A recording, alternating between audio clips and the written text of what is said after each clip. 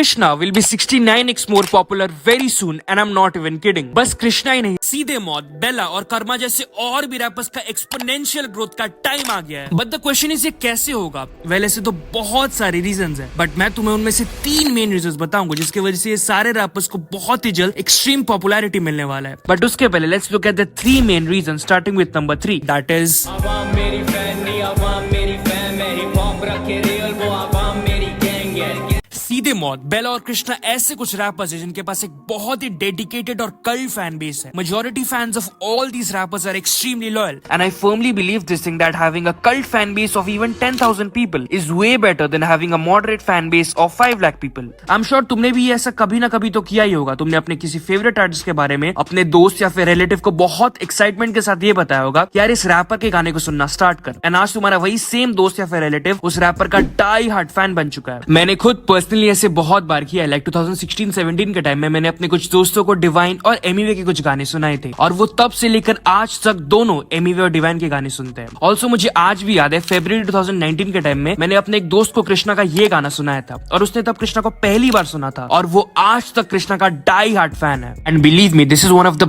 Best methods of promotion for growing as an artist. तुमने अपने favourite artist के गाने किसी अपने एक दोस्त को सुनाया, फिर उसने अपने किसी दूसरे दोस्त को सुनाया, and then this cycle just keeps moving on and on. So किसी और के मुंह से सुन के या फिर बेसिकली वर्ड ऑफ माउथ से एक आर्टिस्ट को डिस्कवर करने का ये फायदा मिलता है कि वो यूट्यूब और स्ट्रीमिंग प्लेटफॉर्म्स के एल्गोरिदम को एक बहुत अच्छा पॉजिटिव इंडिकेशन देता है to push the music of the artist to a even wider audience which in turn will help the artist get more and more popular. Also एक cult fan base होने के और भी बहुत एडवांटेजेस है। Like अगर कोई कल्ट फैन बेस वाला रैपर अपने कंट्री के किसी भी कोने में शो करने जाएगा तो मोर ऑफन देन नॉट उस रैपर के सारे शो सोल्ड आउट ही होंगे, because having a cult fan base is not just getting millions of views and streams on your songs regularly, but also having thousands and thousands of people who are emotionally attached to your music as well. और सीधे मौत, बेला और कृष्णा जैसे rappers के पास extremely cult fan bases है। उनके ऐसे हजारों fans हैं जो अपने फेवरेट आर्टिस्ट के अचीवमेंट्स को वो खुद के पर्सनल विक्ट्रीज की तरह सेलिब्रेट करते हैं और वो जेन्युइनली ये चाहते हैं that their favorite artist gets more and more popular with time. Now moving to the second and also a very crucial reason, that is their constant evolvement and versatile range of music.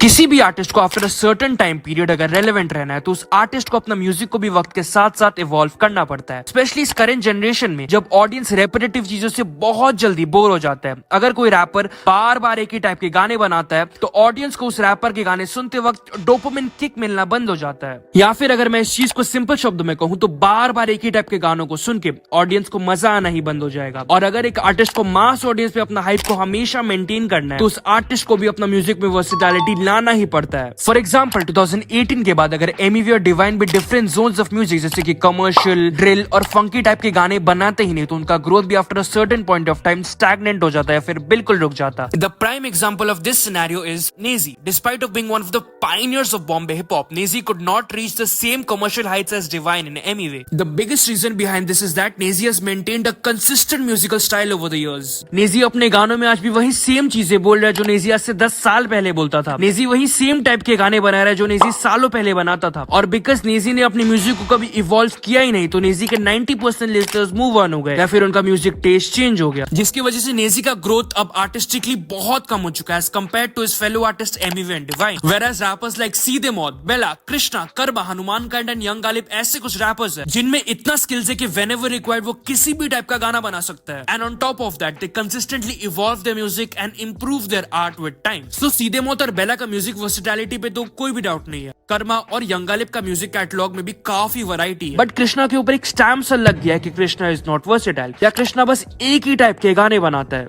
Well, being someone who has been listening to Krishna since 2017, I don't think so. Now we have to take one thing in consideration that just because Krishna Emiway, Bella या फिर रफ्तार का level का versatility display नहीं करता इसका मतलब ये नहीं कि कृष्णा वर्सेटाइल है ही नहीं। मुझे लगता है कि बिकॉज कृष्णा अपना हर एक गाना, फिर चाहे वो कमर्शियल गाना हो या फिर डिस ट्रैक, कृष्णा अपना unique selling point that is complex lyrics से कभी कॉम्प्रोमाइज ही नहीं करता, तो कुछ लोगों ने अपने दिमाग में ये ठान लिया है कि कृष्णा कभी वर्सेटाइल बन ही नहीं सकता, when that is not the actual reality. But at the same time, I do agree with the fact that Krishna trap गाने रिलीज करने के लिए थोड़ा हेजिटेंट है क्योंकि at the back of his mind maybe he has this fear of failure that the song might not perform well, या फिर क्या पता लोगों को वो गाना पसंद ही नहीं आए। But that does not change the fact that Krishna as well is pretty versatile. Krishna ने पिछले 1-2 साल में अपनी म्यूजिक में जो सटल yet effective enhancements जैसे कि वॉइस मॉड्यूलेशन या फिर experimenting with different zones of music करना स्टार्ट किया है, that is highly appreciable. So basically जब एक वर्सेटाइल आर्टिस्ट अपने म्यूजिक को भी वक्त के साथ इवॉल्व करता है तो उससे वो आर्टिस्ट को बहुत फायदे मिलते हैं। जस्ट लाइक क्रिकेट में एक ऑलराउंडर का डिमांड हमेशा हाई होता है, because an allrounder brings in the luxury of a 3-डायमेंशनल प्लेयर जो अपने स्किल सेट के हिसाब से सब कुछ कर सकता है। For example Hardik Pandya. मैंने इस पिक्चर में से दोनों क्रिकेट और म्यूजिक के पर्सपेक्टिव से डिटेल में एक्सप्लेन किया हुआ है, तुम प्लीज वीडियो को बस एक बार पॉज करके पढ़ लो। Anyways, now moving to the first and the most important reason, that is Instagram Reels and TikTok. The best way to promote this song would be through TikTok because that's how all the songs are blowing up. और आजकल थोड़ा सा easy भी है reels या TikTok के through ऐसे अपना गाना वायरल करना। We can deny this as much as we want, but Instagram Reels and TikTok is surely the future for music. In fact, मुझे पिछले 2 सालों में DHH का ऐसा एक भी गाना याद नहीं है जिसने बिना रील्स या टिकटॉक में वायरल हुए 20 मिलियन व्यूज क्रॉस किया था।